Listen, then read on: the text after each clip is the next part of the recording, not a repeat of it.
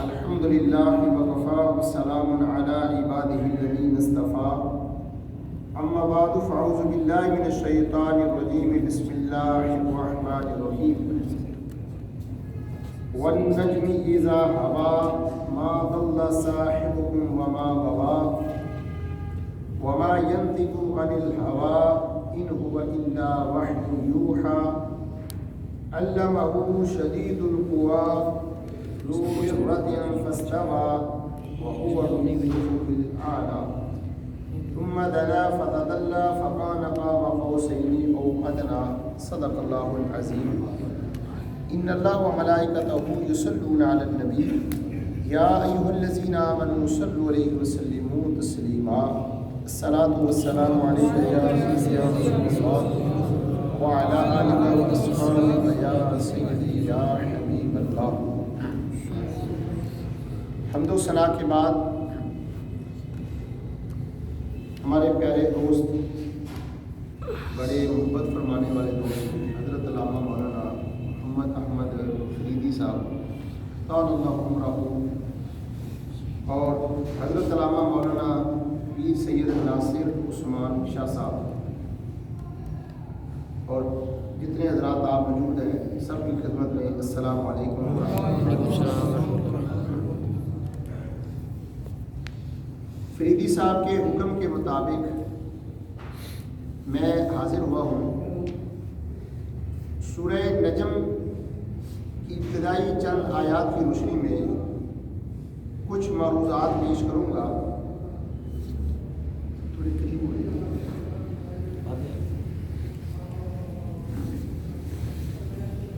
جس طرح کا ماحول ہے، مقصد ہمارا آپ کی گوش گزار باتیں کرنا ہے، ٹھیک، کہ آپ ان باتوں کو توجہ سے سنیں. معراج نبی علیہ الصلوۃ والسلام کا ایک عظیم معجزہ ہے. معراج کے ذریعے اللہ رب العزت نے نبی علیہ الصلوۃ والسلام کو بہت زیادہ بلندی عطا فرمائی. معراج کا پس منظر دیکھیں اور پھر معراج کا ہونا، یہ بہت بڑا اللہ کا کرم ہوا. نبی کریم علیہ الصلوۃ والسلام سے کفار نے بائیکاٹ کر دیا. پیارے آقا علیہ الصلوۃ والسلام کے صحابہ پہ ظلم و ستم شروع کر دیا. آپ کی پیاری زوجہ حضرت خدیجہ الکبریٰ کا وصال ہو گیا. آپ کے چاچا دنیا سے چلے گئے. بہت زیادہ حضور پریشان تھے دنیاوی معاملات کی وجہ سے، کہ رشتہ دار بھی مخالف، دوسرے بھی مخالف. جو اپنے تھے ان کو ہجرت پہ بھیج دیا حبشہ کی طرف. ہر طرف اتنی پریشانی، اگر دو رشتہ دار ہمسائے بات نہ کرے تو بندہ پریشان ہو جاتا ہے. تو وہاں تو سارے مکے والوں نے حضور سے بائیکاٹ کیا ہوا تھا. اتنے حضور پریشان تھے اللہ، لیکن آپ نے صبر کیا. پریشانی پر آپ نے صبر کیا. کوئی گلہ شکوہ نہیں رب سے کیا. کسی کے سامنے اپنی ان پریشانیوں کا اظہار نہیں کیا. صبر کیا جو میرے رب نے فرمایا تھا وَاسْتَعِينُوا بِالصَّبْرِ وَالصَّلَاةِ، کہ جب تمہیں کوئی پریشانی ہو تو تم صبر کرو، صبر سے مدد طلب کرو. میرے نبی نے حکم ربی پر عمل کیا اور اس صبر کا نتیجہ میرے رب نے معراج کی شکل میں نبی علیہ السلام کو عطا فرمایا. میرے رب کا فیصلہ بھی یہی ہے، اِنَّ مَعَ الْعُسْرِ يُسْرًا. اگر تمہیں زیادہ پریشانیاں ہیں یا تھوڑی پریشانی ہیں، آپ صبر کرتے ہیں، اللہ آپ کے لیے ان گنت آسانیاں پیدا کر دیتا ہے. صبر کرنے سے اجر ملتا ہے، صبر کرنے سے اجر ملتا ہے. بے صبری سے کچھ نہیں ملتا. بے صبری کرنے سے حاصل بھی کچھ نہیں ہوتا. اگر کوئی پریشانی آئے ہمیں چاہیے ہم صبر کریں. یہ ہمارے نبی کا طریقہ ہے. کوئی مالی پریشانی ہے، گھریلو پریشانی ہے، اور پریشانی ہے، ہم صبر کریں. اب دیکھیں صبر کا رزلٹ بہت اچھا ہے. بے صبری کا رزلٹ کچھ نہیں ہے، کوئی اجر نہیں ہے، کچھ بھی نہیں، بلکہ بسا اوقات بندہ بے صبری میں گناہ کا مرتکب بھی ہو جاتا ہے. لیکن انسان صبر کرے تو کیا ہوتا ہے؟ اللہ کی طرف سے اجر ملتا ہے. نمبر 2، اللہ تعالیٰ صبر کے بدلے میں انسان کو دنیا کے اندر بھی وہ آسانیاں دے دیتا ہے، اور آخرت میں اس کی آسانی یہ ہوتی ہے کہ اللہ اس صبر کرنے والے کی بخشش کر دیتا ہے. اور پھر تیسری بات اللہ فرماتا ہے ان اللہ مع الصابرین، میں صبر کرنے والوں کے ساتھ ہوتا ہوں. یعنی اتنا بڑا انعام اللہ کی طرف سے ملتا ہے صبر پر. تو میرے نبی نے ان مصیبتوں پر صبر کیا. اللہ نے معراج کرا کے ساری کائنات سے اسی طور پر نبی پاک علیہ السلام کو اوپر لے گئے. یعنی پہلے نبی پاک کا ذکر عرش پہ ہوتا تھا، صرف ذکر ہوتا تھا باتوں میں، کلام کی شکل میں. لیکن اللہ رب العزت نے اپنے نبی کے ذکر کو تحریری شکل میں تو بیان کر دیا کہ آپ کا ذکر لکھا ہوا تھا، وہاں پہ عرش پہ تھا، فرش پہ تھا. لیکن جسمانی طور پہ نبی کریم علیہ الصلوۃ والسلام وہاں نہیں گئے تھے. حالانکہ جسمانی طور پر فرشتے وہاں موجود تھے، اللہ کے فرشتے جسمانی طور پہ موجود ہیں. حضرت عیسیٰ علیہ السلام آسمان پہ موجود ہے، عرش پر فرشتے موجود ہیں، سدرہ پر فرشتے موجود ہیں. تو نبی کریم علیہ الصلوۃ والسلام اگر جسم کے ساتھ وہاں نہ جاتے تو کسی ذہن میں سوال پیدا ہو سکتا تھا کہ ان فرشتوں کی شان زیادہ ہے کہ وہ نبی پاک سے اونچے ہیں، کہ جو فرش عرش پر فرشتے رہتے ہیں، سدرہ پر فرشتے رہتے ہیں، ان کی شان حضور سے زیادہ ہے. یہ سوال پیدا ہو سکتا تھا. اللہ تعالیٰ نے ان تمام خدشات کو دور کرتے ہوئے اپنے نبی کو جسم اقدس کے ساتھ عرش تو کیا عرش سے اوپر لے گیا، اور میرے نبی ایسی جگہ پر گئے کہ وہاں پر کوئی انسان، کوئی جان، کوئی نفس، کوئی فرشتہ نہیں تھا، جہاں پہ نبی کریم علیہ السلام اسی طور پہ اپنے جسم اقدس کے ساتھ وہاں پر گئے. تو میرے رب نے دونوں طرح تحریر کی شکل میں کہ وہاں پر ذکر ہوتا تھا، فرشتے بول کر آپ کا ذکر کرتے تھے، رب کلام فرماتا تھا آپ کے ذکر کے حوالے سے. لیکن اسی طور پر آپ کے جسم اقدس کو وہاں لے جا کر کائنات کو یہ مسئلہ سمجھا دیا کہ میرا نبی ہر اعتبار سے پوری کائنات سے افضل و اعلیٰ. نعرہ تکبیر، نعرہ رسالت، عظمت و شان مصطفیٰ.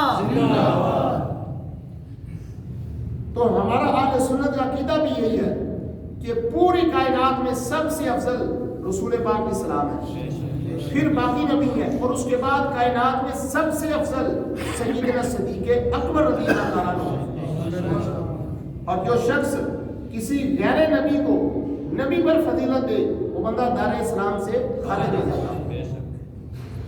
تو میں عرض کر رہا تھا کہ نبی کریم علیہ السلام کو یہ معراج ہوئی. میں واقعہ معراج بیان کروں تو بڑا لمبا ہے. علامہ فریدی صاحب ہمارے مستند عالم دین ہے، بزرگ ہے، ٹھیک، یہ ماشاءاللہ بڑی جرأت و استقامت کے ساتھ یہ مسائل بیان کرتے ہیں، آپ سنتے بھی ہیں.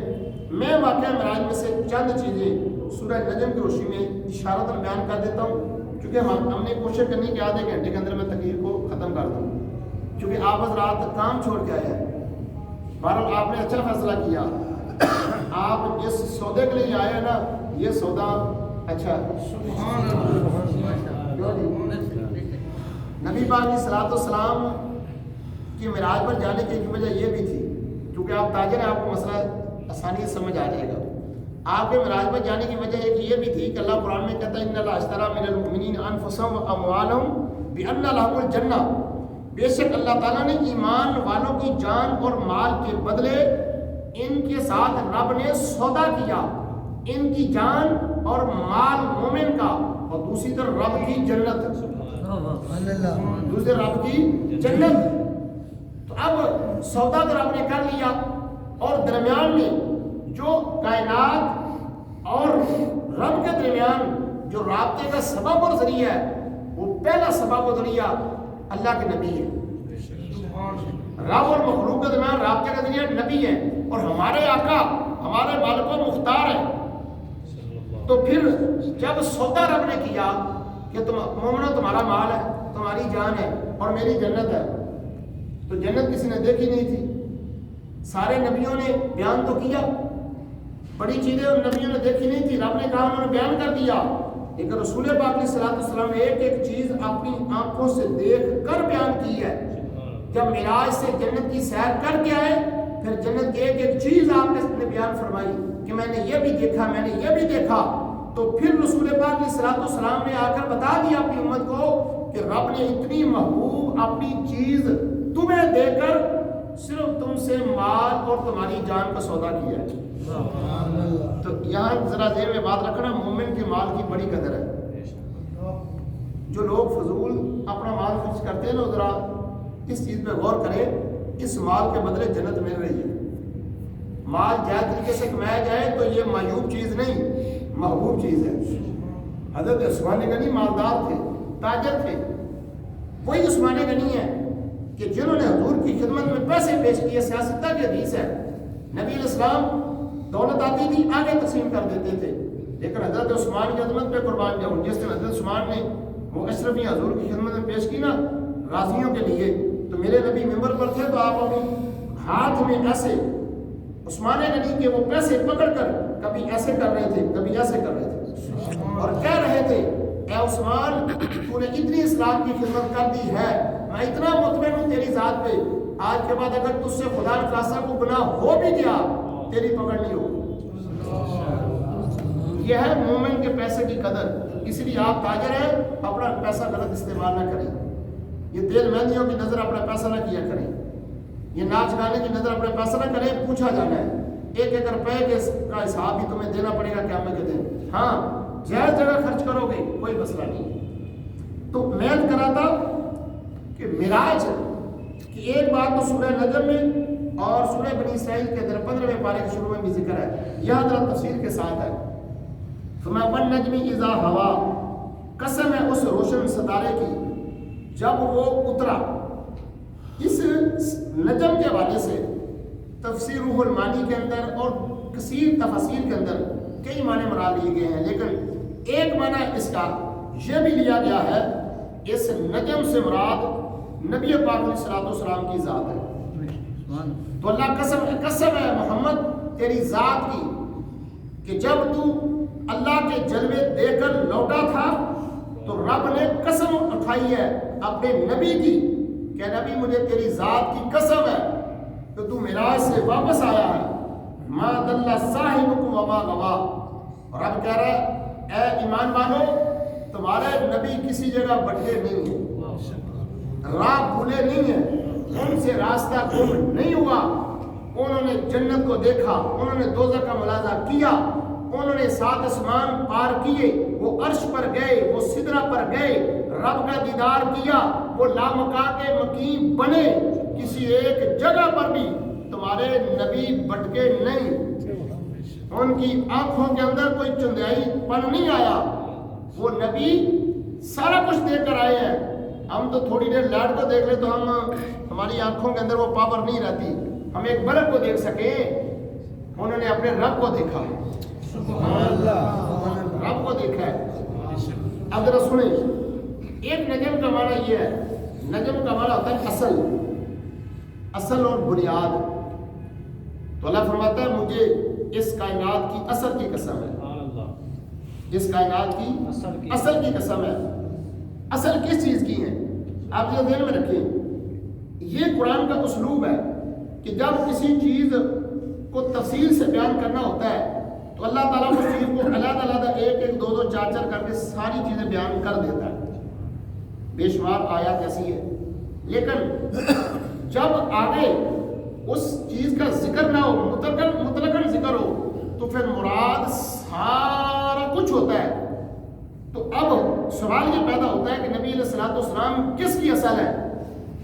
تو یہ بات بالکل کلیئر ہے کہ نبی پاک اصل کائنات ہے، اس کائنات کی اصل یا مقصود کہہ لے، مقصود کائنات نبی کی ذات ہے، اصل کائنات نبی کی ذات ہے۔ کائنات میں جتنی رونق ہے وہ نبی کریم علیہ الصلوۃ والسلام کی وجہ سے۔ کائنات میں جتنا حسن و جمال ہے، کائنات میں جتنی عزت و وقار ہے، کائنات کے اندر جتنی شانیں ملی ہیں، حسینوں کو حسن ملا ہے، یہ نبی کریم علیہ الصلوۃ والسلام کی وجہ سے ملا ہے کہ آپ اس کائنات کی اصل ہے۔ ایک نجم کا معنی چشمہ بھی لغت کے اندر موجود ہے۔ چشمہ، اللہ فرماتا چشمہ کسے کہتے ہیں؟ جہاں سے پانی پیا جائے، اور پانی پینے سے انسان کی زندگی ہے۔ تو رب فرماتا ہے اے میرے پیارے نبی، ہم نے تجھے اس کائنات کا چشمہ بنایا ہے۔ جس نے آپ کے در سے فیض حاصل کر لیا وہ مرتا نہیں ہے، وہ زندہ رہتا ہے، وہ عزت پاتا ہے۔ آج کتنے لوگ قبروں میں چلے گئے، نام ان کے ہم ممبر پہ بیٹھ کے لیتے ہیں، جنہوں نے اپنی نسبت رسول اللہ سے قائم کی، وہاں نہیں دیکھا جاتا وہ عالم ہے، یہ فاضل ہے۔ غازی علم الدین شہید کو عالم نہیں تھا، لیکن رسول اللہ علیہ الصلوۃ والسلام کے اس چشمہ محبت سے پانی پیا، بڑے بڑے سجدوں نے غازی کے قدموں کو چوما تھا۔ وجہ کیا ہے؟ کہ حضور چشمہ فیض نبی کریم علیہ الصلوۃ والسلام کی ذات ہے۔ اللہ اکبر۔ پھر فرمایا، میں اپنے مضمون کو کلوز کرنے کی طرف آ رہا ہوں، وما ينطق عن الهوى ان هو الا وحی یوحى۔ نبی کریم علیہ الصلوۃ والسلام اپنی خواہش کے مطابق کوئی بات نہیں کرتے، جو رب کی منشا ہوتی ہے نبی کریم علیہ الصلوۃ والسلام اس کے مطابق ہی بات کرتے ہیں۔ لیکن یہاں ایک علمی مسئلہ ہے اجتہاد کا، وہ میں یہاں اس کی ضرورت نہیں بیان کرنے کی، لیکن اتنا کہہ دوں کہ نبی کریم علیہ السلام پہ جو قرآن نازل ہوا آپ نے اس کے مطابق بھی بات کی، اور اللہ تعالیٰ نے جو آپ کو غیر وحی مطلوب اور غیر مطلوب، ٹھیک یہ علماء کی اصطلاح ہے، اس کے حوالے سے بھی نبی کریم علیہ الصلوۃ والسلام نے اپنے ذاتی اختیارات استعمال کیے۔ جو میرے نبی نے کہہ دیا وہ رب کی بارگاہ میں حق اور سچ تھا۔ کبھی بھی حضور نے اپنی نفسانی خواہشات کے لیے کوئی کام نہیں کیا، آپ نے اللہ کی رضا کے لیے سب کچھ کیا ہے۔ جو شخص معاذ اللہ حضور کے بارے یہ بات کہتا ہے کہ حضور نفسانی خواہشات کی معاذ اللہ پیروی کرتے ہیں، اس کا اسلام سے کوئی تعلق واسطہ نہیں، خارج ہو جاتا ہے۔ ہم اپنی نفسانی خواہشات کے لیے کام کر جاتے ہیں، ہمیں لالچ ہوتا ہے، لیکن اللہ کے نبیوں کے اندر معاذ اللہ کسی قسم کا کوئی لالچ نہیں ہے۔ یہ انبیاء کے بارے ہمارا عقیدہ ہوتا ہے۔ اللہ اکبر۔ نبی کریم علیہ الصلوۃ والسلام جب مسجد اقصی میں گئے، ایک پوائنٹ یہاں سے، ایک سدرہ سے، اور تین باتیں میں نے آپ سے کرنی ہیں اور شارٹ کٹ انداز میں کروں گا۔ نبی کریم علیہ الصلوۃ والسلام کو اللہ فرماتا ہے کہ نبی ہم نے معراج کرائی کہ مسجد اقصی کے ارد گرد میری نشانیاں ہیں، اور وہ نشانیاں کی تھی کیا تھی؟ حضرات انبیاء کرام کے مزارات تھے، حضرات انبیاء کرام کے بیٹھنے کی جگہ تھی۔ حولہ لنریہ، یہ بنی اسرائیل کی آیت ہے کہ ہم نے مسجد اقصی کے چاروں طرف برکت رکھی۔ تو میرا یہ سوال ہے کہ کیا مسجد کے اندر برکت نہیں ہے؟ کیوں جی؟ اللہ کہہ رہا ہے کہ مسجد تو باہر برکت ہے، اندر کوئی نہیں، اندر بھی ہے، تو باہر برکت کیڑی ہے؟ اب یہ مسجد ہے تو اس کے باہر دکانیں ہیں، وہ آپ کا ذاتی کاروبار ہے، ہم یہ نہیں کہہ سکتے اس مسجد کے چاروں طرف برکتیں حولہ لنریہ من آیاتنا، لیکن مسجد اقصی کے چاروں طرف، مسجد اقصی کے چاروں طرف برکتیں کیا تھیں؟ وہاں سب سے زیادہ نبی اس جگہ پر آئے، ان نبیوں کے بیٹھنے کی جگہ تھی، ان نبیوں کے حجرے اور ٹکانے تھے، اور ان نبیوں کی قبریں تھیں۔ تو میرے رب نے فرمایا مسجد کے اندر بھی برکت ہے، اور جس جگہ اللہ کا نبی بیٹھے، جس جگہ نبی اللہ کا لیٹے، جس جگہ نبی کی قبر بنے، وہ بھی اللہ کی رحمت و برکت کے مرکز بن جاتے ہیں۔ نعرہ تکبیر، نعرہ رسالت، نعرہ تحقیق، اللہ محمد چار یار حاجی خواجہ قطب فرید۔ اب میں عرض کر رہا تھا کہ نبی کریم علیہ الصلوۃ والسلام مسجد میں گئے، مسجد اقصی میں، وہاں سارے نبی تشریف لائے، سارے نبی تشریف لائے، آپ نے وہاں جماعت کرائی، کیا کرایا؟ تو وہاں آپ نے جماعت میں کیا پڑھا؟ یہ قرآن پاک۔ طریقہ کون سا استعمال کیا؟ اپنا طریقہ، جبکہ ہر نبی کی عبادت کا طریقہ اور تھا، ہر نبی کے نازل ہونے والی کتاب اور تھی، صحیفہ اور تھا، لیکن ہر نبی کی منشا و تمنا یہ تھی اس نبی کو یا اللہ ہمارے دور میں بھیج، ہم اس کا کلمہ پڑھیں گے۔ معراج کی رات اللہ نے، نبیوں کی دعا رد نہیں ہوتی، مؤخر ہو جاتی ہے، تاخیر ہو جاتی ہے، رب نے معراج کی رات اپنے نبیوں کی اس دعا کو قبول کرتے ہوئے سارے نبیوں کو مسجد اقصی میں اکٹھا کیا، وہاں آئے، مسجد اقصی میں اکٹھا کیا، سارے نبی وہاں آئے۔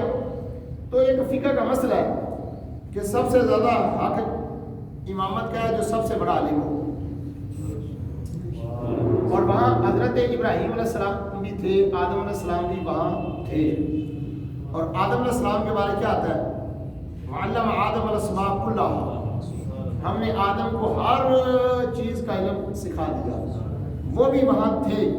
تو مسئلہ شرعی ہے کہ حضور خود مصلی پر نہیں گئے، حضور خود حضرت جبرائیل علیہ السلام نے اقامت کہی، حضور خود مصلی پر نہیں گئے، حضرت جبرائیل علیہ السلام نے انہیں مصلی پہ کھڑا کیا۔ ایک ہوتا ہے بندہ خود مصلی پہ جائے، ایک ہے کہ بندہ کسی کو کھڑا کرے، تو یہ اعزاز زیادہ ہے۔ حضور مصلی پہ جبرائیل علیہ السلام کا آپ کو مصلی کی دعوت دینا یہ رب کا آرڈر تھا۔ اس کا مطلب ہے اگر اس مسئلے کو بھی دیکھا جائے کہ سب سے زیادہ حق کس کا ہے؟ جو سب سے بڑا عالم ہے، تو سارے نبیوں میں سب سے بڑے عالم رسول پاک تھے۔ پھر دوسرا کیا ہے؟ جو سب سے بڑا قاری ہو اس کا حق ہے۔ وہاں پر داؤد علیہ السلام بہترین قاری تھے، وہ قرآن میں آتا ہے نا کہ، اور تفسیر میں بھی، کہ داؤد علیہ السلام جب تلاوت کرتے تھے اللہ کے کلام کی تو پرندے بیٹھے رہتے تھے، آپ کی آواز پرندے بھی عاشق تھے، لیکن اس دن اچھی آواز ان کی بھی تھی، لیکن میرے رسول کی آواز ان سے بھی زیادہ پیاری تھی۔ اور اس کے بعد حکم ہے کہ جو سب سے زیادہ خوبصورت ہو اس کو مصلی پہ کھڑا کریں، اور میرے نبی یوسف علیہ السلام بھی ادھر ہی تھے، یوسف علیہ السلام بھی ادھر ہی تھے جو سینوں کا امام ہے، لیکن پتہ چلا کہ یوسف علیہ السلام سے حضور زیادہ سونے تھے۔ سبحان اللہ، سبحان اللہ۔ اور وہاں ایک اور مسئلہ ہے کہ پرہیزگار متقی ہو، متقی اور پرہیزگار بندہ ہو، اس کو مصلی پہ کھڑا کیا جائے۔ وہاں سارے نبی متقی اور پرہیزگار تھے، لیکن سب سے بڑے پرہیزگار اور متقی میرے نبی تھے، اس لیے مصلی پہ کھڑا کیا۔ سبحان اللہ۔ اور ایک بات صرف میں آخر میں یہ عرض کر دیتا ہوں کہ نبی کریم علیہ السلام سدرہ پر گئے نا، تو سدرہ زمین والوں کی انتہا ہے، اور سدرہ سے جو اوپر ہے نا ان کی انتہا سدرہ ہے۔ یوں سمجھیں سدرہ یہ صد سکندری ہے، زمین والوں کے لیے ان کی انتہا سدرہ ہے۔ آسمان والے کو سدرہ آسمان سے اوپر ہے، عرش والے عرش سدرہ سے اوپر ہے، عرش والوں کی انتہا سدرہ ہے، ٹھیک؟ یعنی نیچے والے سدرہ سے اوپر نہیں جا سکتے، نیچے والے اوپر نہیں جا سکتے اور اوپر والے نیچے نہیں آ سکتے۔ اس کا مطلب ہے کہ نیچے والوں کی حد سدرہ ہے، نیچے والوں کی حد سدرہ ہے، اور اوپر والوں کی حد بھی سدرہ ہے۔ میرے نبی جب نیچے سے اوپر گئے تو نیچے والوں کی حدیں کراس کر گئے۔ سبحان اللہ، سبحان اللہ۔ سارے نبیوں کے کمالات کی حد سدرہ ہے۔ جب میرے نبی نیچے سے اوپر گئے تو نبیوں کے کمالات کی جو حدیں رب نے مقرر کی تھیں، میرے نبی ان حدوں کو بھی کراس کر گئے تھے۔ اور عرش والوں کی حد تھی سدرہ، جب میرے نبی عرش سے اوپر جا کر واپس سدرہ سے نیچے آئے تو عرش والوں کی حدیں بھی نبی پاک کراس کر گئے۔ اس لیے علامہ یوسف نبہانی نے لکھا ہے، وہ کہتا ہے لیس لمجدہ حد ولا طرف، اے نبی تمہاری عظمت و شان ایسی ہے، آپ کی عظمت و شان کی نہ تو کوئی حد ہے نہ اس کا کوئی کنارہ ہے۔ حد اور کنارہ کسی اور کو ہو سکتا ہے، اے نبی آپ کی عظمت و شان کی حد ہمارے ذہنوں میں نہیں آتی۔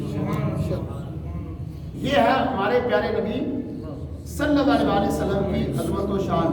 اور جب واپس آئے نا تو صحابہ باتیں بہت زیادہ حضرت بیان کرتے تھے، میں ایک بات صرف بیان کر دیتا ہوں 1-2 منٹ میں جب واپس آئے نا تو موسیٰ علیہ السلام سے چھٹے آسمان کی ملاقات ہوئی.